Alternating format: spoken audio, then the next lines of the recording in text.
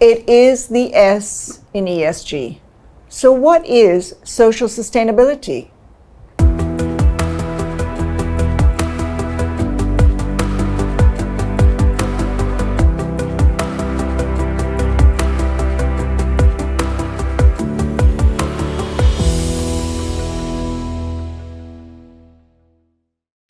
It is about identifying and managing the impact of business on people.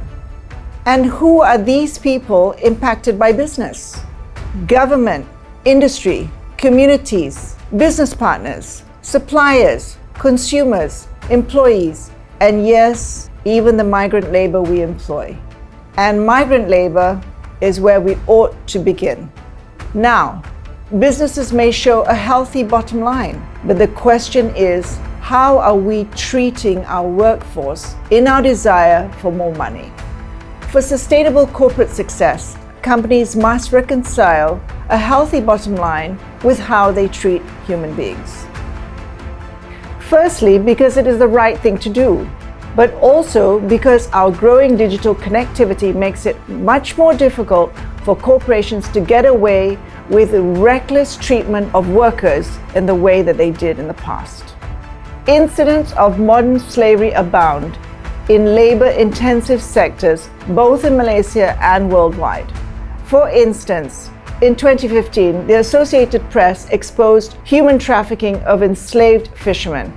Workers were kept in slave-like conditions, in cages, chained, or tied up.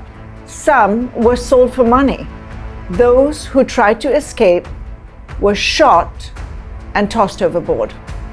These workers were forced to work as many as 20 hours a day for little or no pay. So how were the perpetrators caught? Unlike in the old days, modern technology and digital connectivity allowed investigators to sneak cameras and telecommunication equipment on board the vessel, enabling them to communicate with the fishermen who told their story to the world. With sophisticated tracking technology, investigators were able to track the shipment of seafood to its destination. Eventually, consumer pressure forced supermarkets to check the source of their products and cut off suppliers who used inhumane labor practices. The point that I'm trying to make to businesses who are using migrant labor is don't think you can hide your inhumane methods.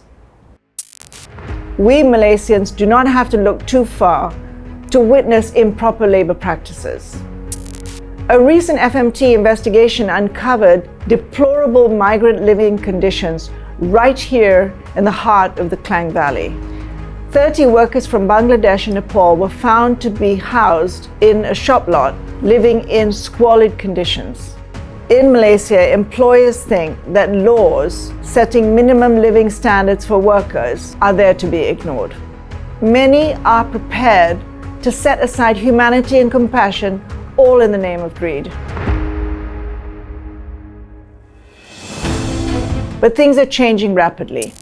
There is now global political will to rid international business of these forms of slavery and abuse.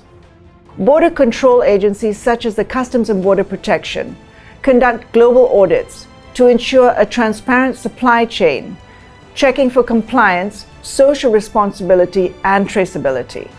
That means irresponsible boards, management, institutional investors, and pension funds will find themselves suffering reputational damage, lawsuits, and a boycott of products. Migrant workers matter. I am Shireen Muhiudeen. See you next time on Stakeholders with Shireen.